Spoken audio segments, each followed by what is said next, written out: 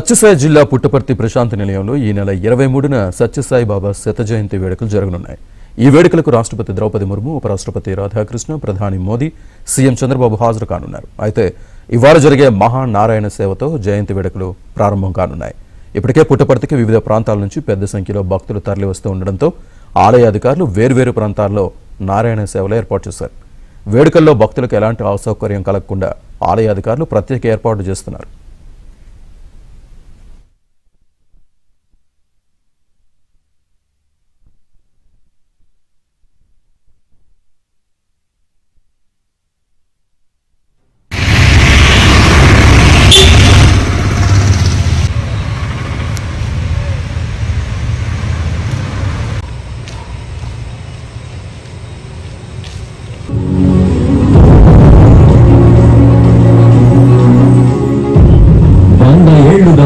సాయి భక్తుల శ్వాస అయిన అందరినీ ప్రేమించు, అందరినీ సేవించు అనే నినాదం